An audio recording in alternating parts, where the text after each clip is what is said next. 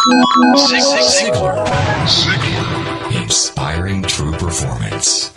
A number of years ago, Laurie Majors, my executive assistant, got a phone call from a lady in Birmingham, Alabama. At the end of the conversation, she said, Zig, she said, I believe this woman thinks she's got an impossible problem, but I believe you can solve that problem with her in just a few minutes if you will spend that time with her. I said, well, Laurie, tell her to meet me backstage. I'll get there about 10 minutes early. My schedule was such that was about all I had. Well, I got there, and I was on backstage behind the curtain on one side. She spotted me from the other side, and as she walked across the stage, I have never seen as much anger in a human being in my life as I saw in her. She almost started crying when she saw me. She said, oh, I'm just so glad to see you. I got this horrible job. I hate it. I hate everything about it. I hate everybody down there. I mean, you talking about negative nails. She was it. She said, can you help me? Now, understand, I've only got about 10 minutes. So I looked at her, and one thing I have learned, I don't do counseling, but I talk with a lot of people who do, in psychology, psychiatry, and the ministry. And they tell me that everybody who comes to you with a problem are not necessarily looking for a solution. I couldn't understand that for a long time. Why do they bring you a problem if they don't want to solve it? Well, I can tell you why. They want to tell you about it, you about it, you about it, you about it, and you about it. And if you foul up the deal and solve the problem, they can't tell you again, you again. They want the attention that goes with the problem, and every company just about it has that kind of an individual. They want the attention that goes with griping and complaining. Well, I looked at the lady, and it wasn't unkindly, but firmly I said to her, yes, and you know, ma'am, I'm afraid your problem is about to get worse. She said, what do you mean? I said, I believe they're going to fire you. She was stunned. I couldn't have stunned her more if I'd hit her in the face with a bucket of ice water. She said, fire me? Why on earth would they fire me? The inflection in her voice clearly said, they're the bad guys. I'm the good guy. Why don't they fire them and keep me? Have you ever noticed that people who are the problem never recognize that they are? They're in complete denial. They think denial is just a river in Egypt. Why would they fire me? I said, ma'am, I don't believe there's a company in America big enough to contain this much poison in one small spot. Have you ever noticed that when somebody is about to lose something they've been complaining about, whether it's a car, a home, a mate, a job, or whatever, when all of a sudden it appears they're going to lose them, it takes on brand new value. She looked at me and said, well, what can I do? I said, do you really want to know? She said, yes, I do. That's the reason I came to see you. I came looking for help, but you sure haven't been any help so far. I said, well, ma'am, I've got an idea, and I will absolutely guarantee you it positively, definitely, absolutely will work if you will just do it. She said, I'll try anything within reason. I said, okay, when you get home tonight, all of your household tasks are complete. It's bedtime. Get off in a room right by yourself. Get a sheet of paper out, and at the top of it write, I like my job because. She interrupted me. She said, that'll be easy. I don't like nothing about that job. Don't like nothing about those people down there. And I said, well, just as a matter of curiosity, do you work there for benevolent reasons, or do they pay you for working there? She said, well, I got to confess, they pay me. And I said, and you don't like to be paid?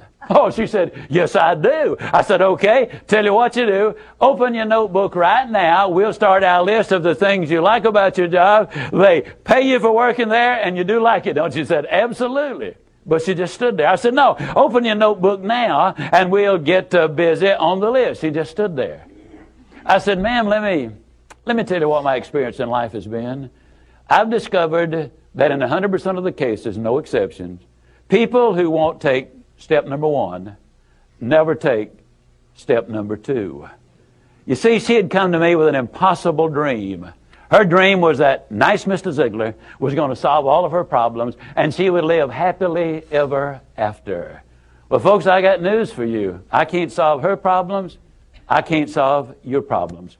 But I will give you some steps that I'll absolutely, definitely, and positively will work for you, as it worked eventually for her. I said, well, ma'am, let me tell you something. Unless you're willing to take step number one right now, it's been nice talking with you. She angrily opened her notebook. Before we got through, there were 22 things she liked about her job.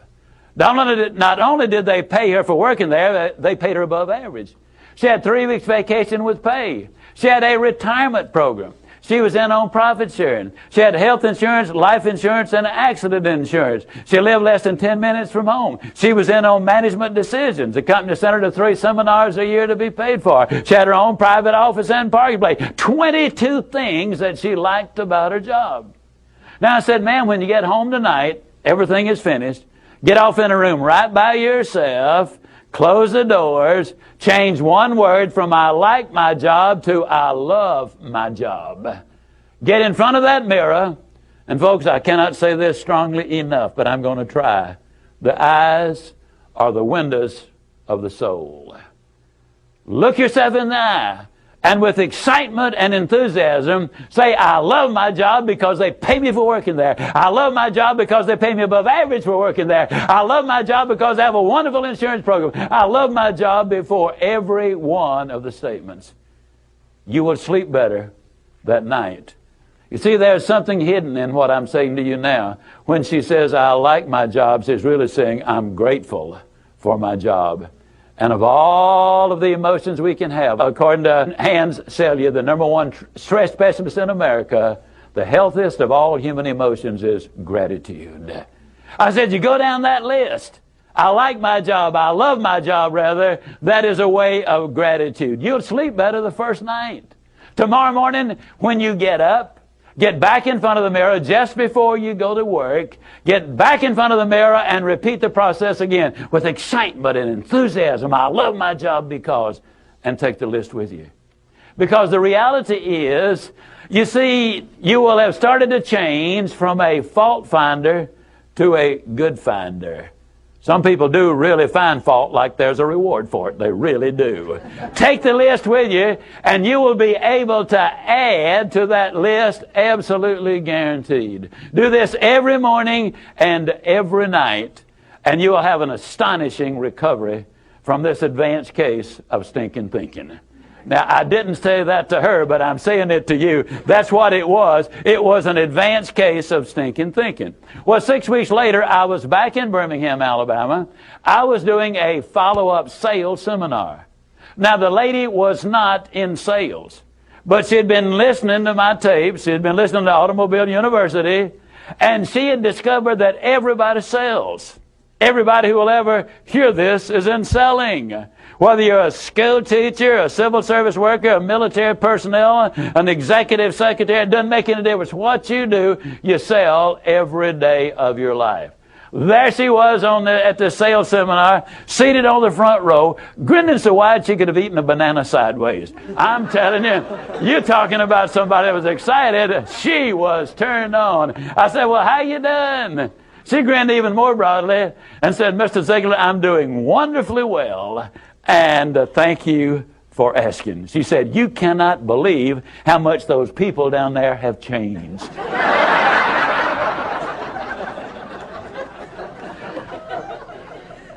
I got a lid on the line, folks.